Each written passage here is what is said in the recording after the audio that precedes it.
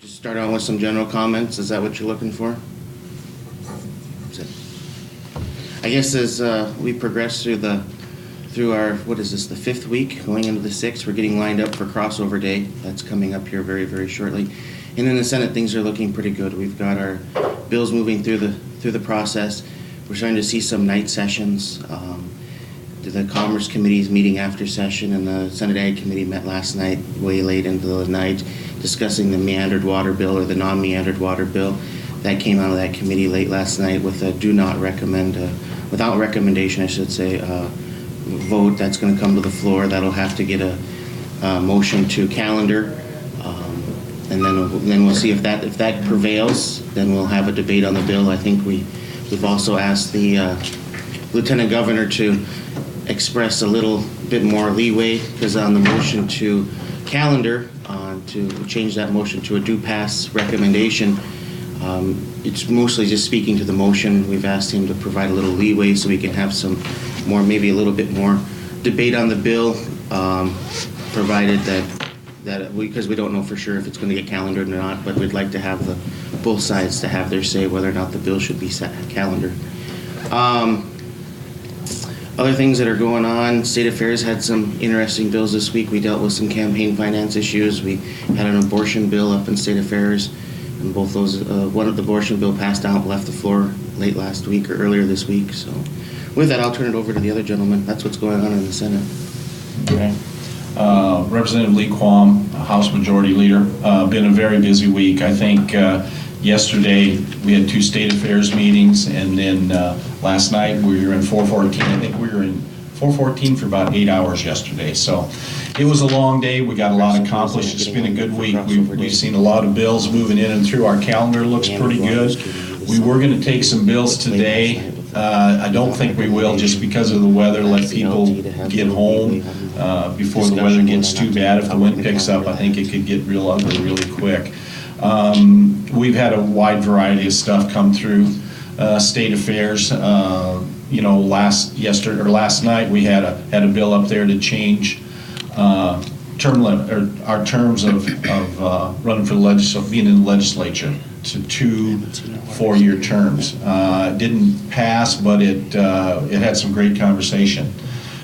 So we'll see what happens. But dealing with initiated measure, we dealt with a lot of stuff this week. Good morning, Representative Kent Peterson from Salem, Assistant Majority Leader. Yeah, just kind of echo the comments of the previous 2. It's been a busy week. As you see, I've got my helper here with me today, so things are good. And this week has kind of been a blur, you know, with kind of doing some 2-a-days in State Affairs. I'm on the House Judiciary Committee. We've met for, I think, 3.5 hours each day almost. And yesterday, kind of some bills of note. We had the primary changing texting and driving to a primary from a secondary, seatbelt the same way. And so it a little bit of everything. You know, we're taking them one at a time, but I still got to get through them all. So.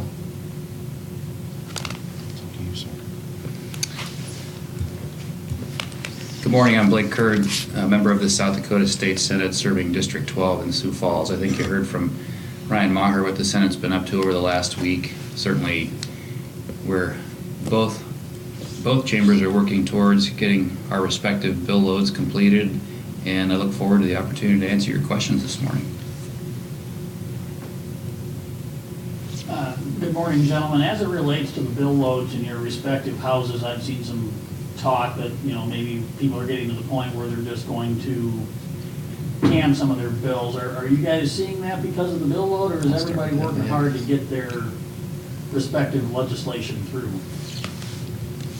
Let me just clarify the question, if you could. Individual members of the House or Senate are looking to shelve their own legislative vehicles? Is that what you're asking? No, not necessarily. Well, yes, yeah, that is what I'm asking. I think people that have introduced things that are of importance to them or their constituents, will continue to work very diligently to make sure that those get a fair hearing and that they get the opportunity to be heard on the floor of either the House or the Senate, whichever respective body they may be in. Certainly, as people get an attempt to move their legislation through either chamber, they may discover that there are issues with it that haven't been ironed out completely, and that might cause them to want to withdraw it and perhaps take another stab at it maybe later in the session through some other opportunity, or might even be delayed until the following year. So I don't think that, at least that I'm aware of, anyone in the Senate that's going to put a bill on the shelf just because of legislative fatigue. You know, we're out here to do a job. I think that we do it. People understand it's a important responsibility. We're not elected to do what's easy. We're here to do what is right on behalf of our constituents in the state. So I have not personally heard of anyone in the Senate who's suffering that kind of legislative fatigue that they've just decided to throw the towel in because it isn't worth it anymore. As it pertains to the House, I would agree with Leader Kurt's comments. I haven't personally heard, and I guess I'm not speaking for the leader, but anyone that has talked about withdrawing a bill or tabling a bill because of the load that we have. Thank you. I would just agree. We had one bill withdrawn yesterday, that's not out of the norm, for whatever reason, but I don't think fatigue enters into it. I think, we're going to follow through and do what we can do to get everything done. Senate Bill 199 was, just debated last night in Senate Ag. I guess, what's the sense of how that bill will, play out on the Senate floor? Yeah, well, we're going to hear that motion to calendar next week. We'll probably consider that the same day as Senate Bill 24. They both cover the same subject matter, as you're aware.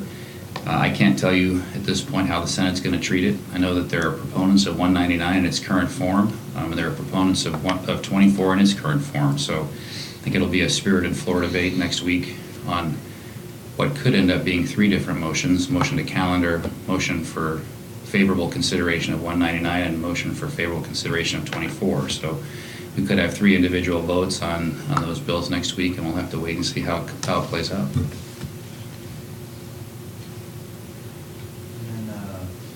I think in the House, Speaker Mickelson's bill on university teacher unions, does that seem like a bill that will, go through the House there? That's a really good question. There's a lot of interest in it right now. There's feelings both ways.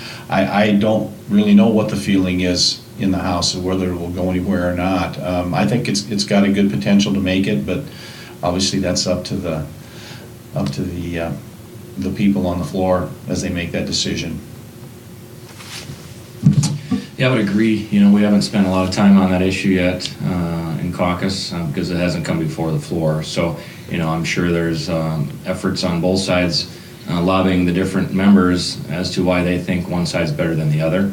And that'll continue into next week now, the way it looks, because we won't be taking that up today. So it'll be an interesting discussion. I'm sure a very lively and spirited discussion on the floor. And we'll take a vote and see what happens.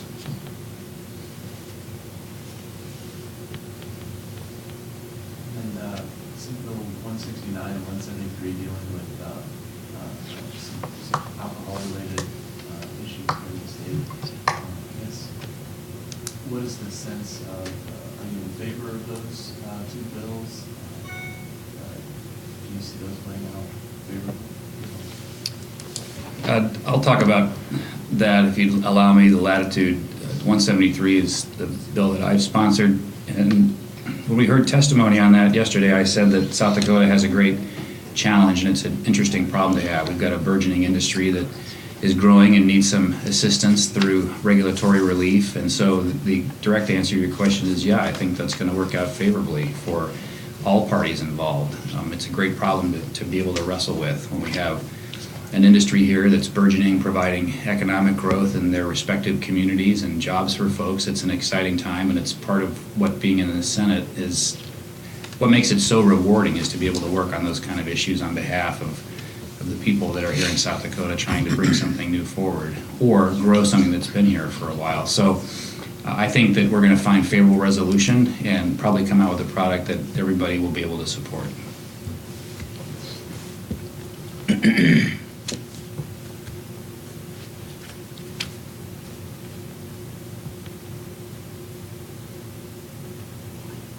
That's it. That's it? Would you like us to run the Democratic press conference too while we're here and just get it knocked off? I guess a little bit to my colleague's question over here about the number of bills, I guess, going through. It seemed like, at least from the press side, a lot of bills coming up, getting killed in committee. It just seems like, committees are rifling through a lot of bills. I guess, could you speak to that? Does that have to do with the short bill load? Is it crunch time? Those sorts of things? Well, it is kind of getting down to crunch time. Obviously, we have to run a lot of stuff through in a short amount of time. I think we're giving everything a very fair hearing. I have not heard anybody say we didn't treat them fairly in the process. And if it's a good idea, it's going to make it through. If not, it's probably not going to make it through. And that's what the process is. That's how it works.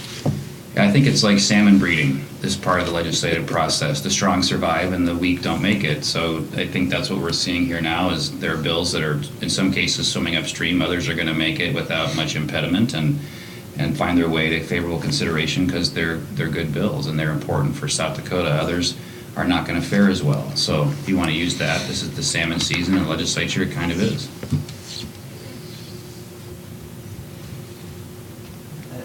Unfortunately, I haven't had a chance to look yet, but have you guys got a sense of revenue numbers in the state? And I know there's been some potential push to increase maybe some education funding or state employee funding. Is that something that you discussed? Well, we can talk about that a week from today, probably, because the revenue projection numbers will be set next Thursday, I believe.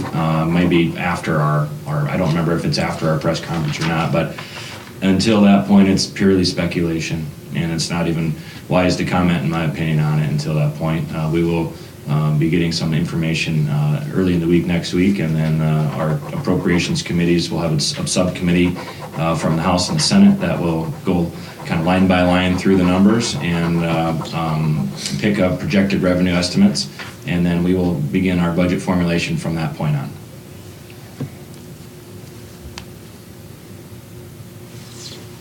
Well, since we don't seem to have a plethora of questions this morning, I'm going to posit one back to the press. And I haven't had a chance to talk with Lee about this yet, but I'm intrigued by the possibility. I was talking to Billy Sutton over the last couple of days about how we have traditionally done these press conferences, and I'd like to posit to you that for one of these sessions on a morning when we're all leaving town, that we all get together in this room and answer questions simultaneously. I think it might be an interesting format to ask the same questions and get point counterpoint, and whether we agree or disagree on whatever the subject matter might be. I think it might be more interesting for the press folks that are here, and perhaps even more interesting for us. So it's I don't think it'll turn into a free-for-all, and I don't imagine there'll be any chair throwing in this room. I think that the leaders in both parties are statesmen when they discuss things. Certainly we don't agree all the time, but we're always respectful here in the legislature, and it's something that I think we should consider doing if the press has interest in it. I certainly wouldn't have a problem with that. I think it could be very good. It could be fun.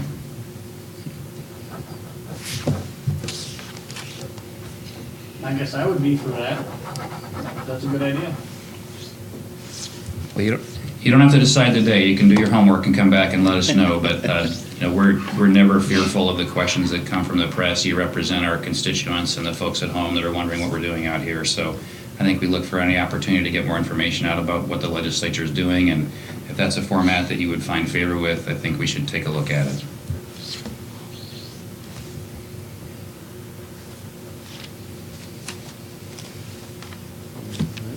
Anything else? Okay. I'm good. Thank you. Okay, thank you.